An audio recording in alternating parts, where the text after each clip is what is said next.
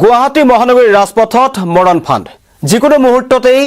অঘটন সংঘটিত হ'ব পাৰে যিকোনো মুহূৰ্ততেই দুৰ্ঘটনা সংঘটিত হ'ব পাৰে আৰু সেই দুৰ্ঘটনাত আপোনাৰ ভুল নাথাকিব পাৰে হেয়া অন্য কাৰোবাৰ ভুল হ'ব পাৰে প্ৰশাসনৰ ভুল হ'ব পাৰে ঠিকাদাৰী প্ৰতিষ্ঠানৰ ভুল হ'ব পাৰে মই তাৰ এটা উদাহৰণ দেখুৱাই আছো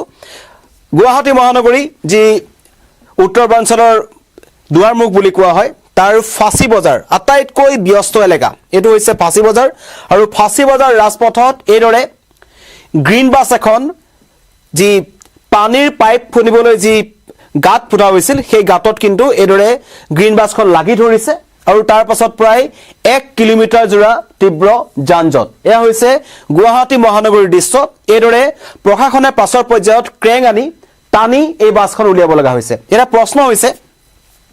যে পানীৰ পাইপ বহুৱাৰ নামত যিবোৰ ঠিকাদাৰী প্ৰতিষ্ঠানে গাঁতসমূহ খান্দিছে তাত কোনো ধৰণৰ যি ভিএলসি দিব লাগে বা তাত যি কাম চলি আছে নিৰ্মাণ কাৰ্য চলি আছে দূৰৰ পৰা যাতে মানুহে মনিব পাৰে তেনেকুৱা ধৰণৰ কোনো ধৰণৰ ব্যৱস্থা ঠিকাদাৰী প্ৰতিষ্ঠানসমূহে গ্ৰহণ কৰা নাই আৰু এই পানীৰ পাইপ বহুৱাৰ কাৰণে যিবোৰ ঠিকাদাৰী প্ৰতিষ্ঠানে কাম লাভ কৰিছে কেৱল ফাঁচী বজাৰ বুলিয়ে নহয় গুৱাহাটীৰ বিভিন্ন প্ৰান্তত এইদৰে গাঁত খান্দি থোৱা আছে যিকোনো মুহূৰ্তত নিখাৰ ভাগত যদি অলিয়ে গলিয়ে এইদৰে গাঁতসমূহ খান্দি থোৱা আছে তাত কিবা কাৰণত বাইক লৈ যদি সোমায় তেন্তে ভয়ংকৰ দুৰ্ঘটনা সংঘটিত হ'ব পাৰে সৰু গাড়ী হলে দুৰ্ঘটনা সংঘটিত হ'ব পাৰে কিন্তু সকলোবোৰ দেখিও চকু মুদা কুলিৰ ওপৰত আছে এই বিভাগসমূহ আৰু বিশেষকৈ ঠিকাদাৰী প্ৰতিষ্ঠানসমূহৰ বিষয়ে আমি বহুবাৰ আগতো এই কথা জনাইছো যেতিয়া গুৱাহাটী মহানগৰীত কৃত্ৰিম বান হয় কাৰণ এজাক বৰষুণ দিলেই গুৱাহাটীৰ প্ৰায় 40 পৰা 50% অঞ্চল পানীত ডুব যায় তেনে পৰিস্থিতি যদি এনেকুৱা গাঁতত কোনোবা মানুহ সোমায় বা স্কুলীয়া বাছ সোমায় কোন ছাত্ৰ ছাত্ৰীসকল খুচকাৰি যায় তেনেকুৱা গাঁতত যদি সোমায় তেন্তে এক ভয়ংকৰ দুৰ্ঘটনা সংঘটিত হ'ব পাৰে কিন্তু তাৰ পাছতো কোনো ধৰণৰ কাণখাৰ নাই এই বিভাগীয় কৰ্তৃপক্ষসমূহৰ বা গুৱাহাটী যি পৌৰসভা আছে জিএমচি কোনো ধৰণৰ কাৰণ এতিয়া গুৱাহাটীখন পাৰ্পল সিটি কৰিবলৈ গৈ আছে পাৰ্পল সিটি কৰিবলৈ গৈ আছে আৰু সেইখিনি সময়তেই এই ধৰণৰ এটা উলুটা ছবি আমি দেখিবলৈ পাইছো এয়া হৈছে ফাঁচী বজাৰ অৱস্থা ফাঁচী বজাৰ ৰাজপথত এইদৰে এখন গ্ৰীণ বাছ লাগি ধৰিছে এঘণ্টা ধৰি সেই গ্ৰীণ বাছখন তাত আবদ্ধ হৈ থাকিল পৰৱৰ্তী সময়ত তীব্ৰ যানজটৰ যেটা সৃষ্টি হ'ল তেতিয়া স্থানীয় আৰক্ষীয়ে একডাল ক্ৰেন আনি সেইখন তাৰ পৰা উদ্ধাৰৰ চেষ্টা কৰিছে এয়া হৈছে মহানগৰীৰ উন্নয়নৰ এটা প্ৰকৃত স্বৰূপ মই চৰকাৰৰ কথা কোৱা নাই কিন্তু এটা বিভাগীয় কৰ্তৃপক্ষ কোনোবাই নহয় কোনোবাই এই গাঁতটো খানিছে আৰু এনেকুৱা নহয় যে এটো গুৰুত্বহীন পথ এটো হৈছে ফাঁচী বজাৰ এলেকা য'ত হাজাৰ হাজাৰ গাড়ী যিকোনো মুহূৰ্ততে চলি থাকে স্কুল বাছ চলি থাকে এদৰে গ্ৰীণ বাছ চলি থাকে প্ৰাইভেট সিটি বাছসমূহ চলি থাকে ব্যক্তিগত বাহনসমূহ চলি থাকে বাইক চলি থাকে আৰু ইয়াত দুৰ্ঘটনা সংঘটিত হোৱাৰ আশংকা আছে সেইকাৰণে আমি মৰণ ফান্দ বুলি কৈছো কিন্তু তাৰ পাছতো তেওঁলোকৰ চকু খুল খোৱা নাই বিভাগীয় কৰ্তৃপক্ষই নাজানে কাৰণ ইয়াৰ আগতে আমি কৈছো যেটা কৃত্ৰিম বান হৈছিল তেতিয়া এবাৰ যি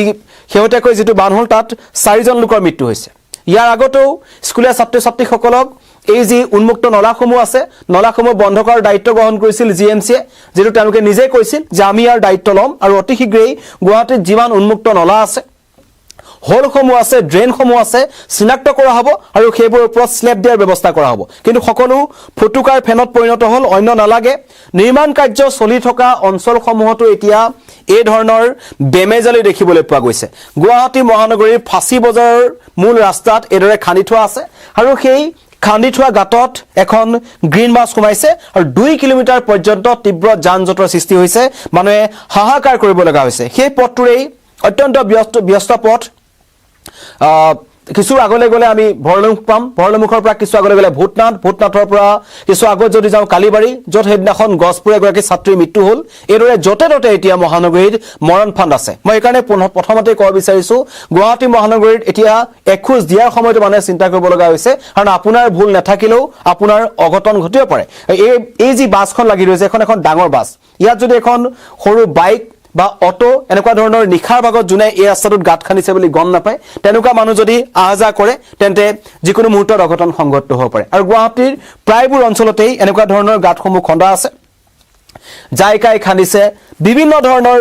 যিবোৰ কোম্পানী আছে যিবোৰে পানীৰ পাইপ বহুৱাৰ কাম পাইছে তেওঁলোকে এই কামসমূহ কৰিছে কিন্তু তেওঁলোকে যিবোৰ ঠিকাদাৰী প্ৰতিষ্ঠানক কামবোৰ দিছে সেই ঠিকাদাৰবোৰে এই অঞ্চলসমূহত কেৱল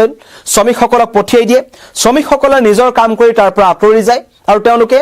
সেই অঞ্চলটোত যে গাঁত খান্দি থৈছে আগতীয়াকৈ যাতে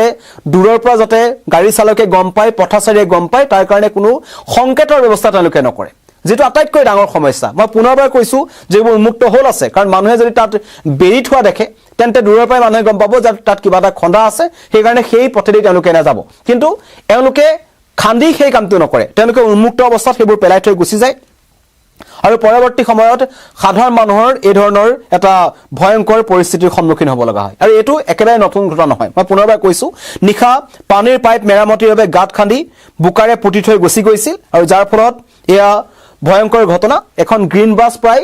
2 ঘণ্টা সময় তাত আবদ্ধ হৈ থাকিব লগা হ'ল আৰু এই ফাঁচি বজাৰ এলেকাটোৰ পৰা একদম আপটো ভূতনাথৰ পৰা কালিবাৰীলৈকে এটা দীঘলীয়া যানজঁটৰ সমস্যা সৃষ্টি হ'ল য'ত অসংখ্য লোক আজি দেওবাৰ দিনটো তাত এই যানজঁটৰ সমস্যা ভুগিব লগা হৈছে আৰু এই সমস্যাসমূহ কেতিয়া সমাধান হ'ব এটা ডাঙৰ কথা কাৰণ জিএমচিৰ যিবোৰ অভিযন্তা আছে বা যিবোৰ দায়িত্বত থকা বিষয়া আছে তেওঁলোকে এনেবোৰ যি নিৰ্মাণ কাৰ্যস্থলী আছে সেইবোৰ তেওঁলোকে পৰিদৰ্শন নকৰে প্ৰথম কথা দ্বিতীয়টো হৈছে ঠিকাদাৰ যিবোৰ আছে তেওঁলোকে কেৱল শ্ৰমিকক তালৈ পঠাই দিয়ে কামটো কৰি এই কাৰণ এই যেটো গাঁত খান্দিছে তাত বুকাৰে তেওঁলোকে সেই গাঁতটো পুতি থৈ গৈছিল মানে গম নাপায় মই পুনৰবাৰ কৈছো নিখা যদি কোনোবা ব্যক্তি গুৱাহাটীৰ পৰা কাম কৰি সেই দিশৰে গৈ থাকে বা সেই দিশৰ পৰা আহে তেন্তে তেওঁলোকে যদি দুচকীয়া বাহন লৈ গাঁতটোত সোমায় তেন্তে তেওঁলোকৰ দুৰ্ঘটনা হোৱাটো 100% নিশ্চিত আৰু তেনেকুৱা ধৰণৰ মৰণফান এতিয়া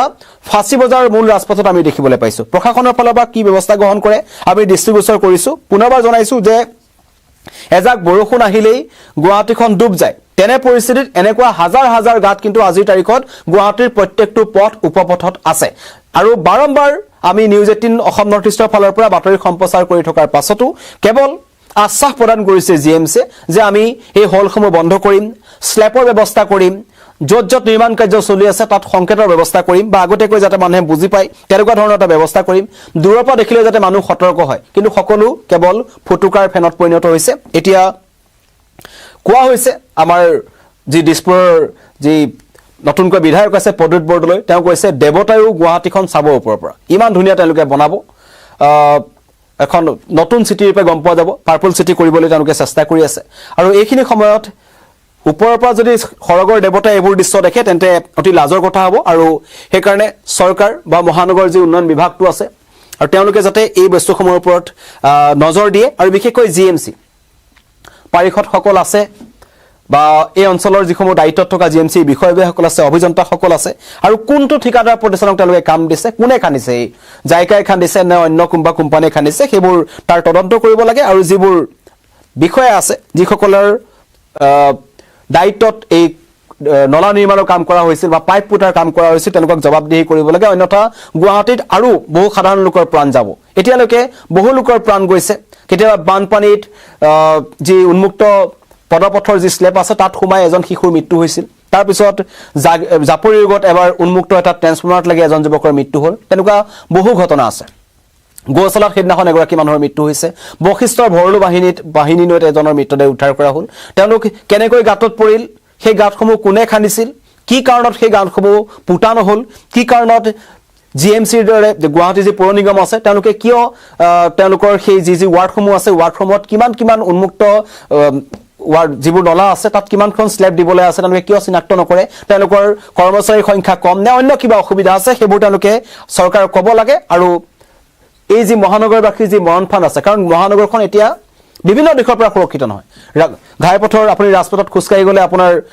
নলাত সোমাই আপোনাৰ মৃত্যু হোৱাৰ আশংকা আছে চিলনিচৰে আপোনাৰ পৰা বেগ থপিয়াই নিব পাৰে আপোনাৰ ঘৰত সোমাই দুৰ্বৃত্তই আক্ৰমণ কৰিব পাৰে মহানগৰবাসী কিমান সুৰক্ষিত চোৰ ডকাইতৰ পৰা সুৰক্ষিত নহয় যাতায়াতৰ ক্ষেত্ৰতো সুৰক্ষিত নহয় মই পুনৰবাৰ কৈছো এয়া গুৱাহাটীৰ ফাঁচি বজাৰ এটা দৃশ্য য'ত আজি বিয়লি ভাগত এখন গ্ৰীণ বাছ এটা পানীৰ পাইপৰ কাৰণে খন্দা গাঁতত সোমাই পেলাই প্ৰায় 2 ঘণ্টা সময় আবদ্ধ হৈ থাকিল আৰু পিছত তীব্ৰ যানজট লাগে সেই অঞ্চলটোত ফাঁচি বজাৰ যানজট লগা মানে আপোনালোকে বুজি পাইছে যে কেনেকুৱা এটা পৰিৱেশৰ সৃষ্টি হৈছিল আৰু বহু পলমকৈ ক্ৰেং আনি এইদৰে দাঙি লৈ গ'ল এই গ্ৰীণ বাছখন আৰু তাৰ পাছত এতিয়ালৈকে এই গাঁতটো কোনে খান্দিছিল জিএমচিৰ ফালৰ পৰা কোনো ধৰণৰ প্ৰতিক্ৰিয়া প্ৰকাশ কৰা হোৱা নাই কিছুদিন পূৰ্বেই কিন্তু চৰকাৰ যি নতুন মন্ত্ৰীসভাৰ শপত গ্ৰহণ কৰা হৈছিল তাৰ পিছতে আমাৰ মেয়ৰ মৃগেন খৰ্ণে এটা কথা কৈছিল যে গুৱাহাটী মহানগৰখন এটা নতুন ৰূপ দিয়া হ'ব নতুনকৈ সজাই পৰাই তোলা হ'ব ওপৰৰ পৰা দেৱতা সকলে চাই গুৱাহাটীখন দেখি তেওঁলোকে আনন্দিত হ'ব কিন্তু তাৰ এখন বিপৰীত ছবি আমি দেখিছো এইদৰে এতিয়া কোনোবা কোম্পানী বা ঠিকাদাৰে ৰাতি এইদৰে ফেঁচি বজাৰৰ মাজত গাঁত খান্দি থৈ গ'ল আৰু সেই গাঁতত আহি এখন বাছ সোমালে আৰু তাত যদি দুচকীয়া বাহন ৰাতিৰ ভাগত সোমায় তেন্তে দুৰ্ঘটনাৰ আশংকা আছে কাৰণ তাত কোনো ধৰণৰ তেওঁলোকে সাংকেতিক চিহ্ন দিয়া নাছিল যে ইয়াত নিৰ্মাণ কাৰ্য চলি আছে আৰু এইদৰে গুৱাহাটীৰ প্ৰতিটো পথ উপপথতেই একাংশ উন্মুক্ত নলা আছে হোল আছে য'ত যিকোনো মুহূৰ্তত ভয়ংকৰ দুৰ্ঘটনা সংঘটিত হ'ব পাৰে ধন্যবাদ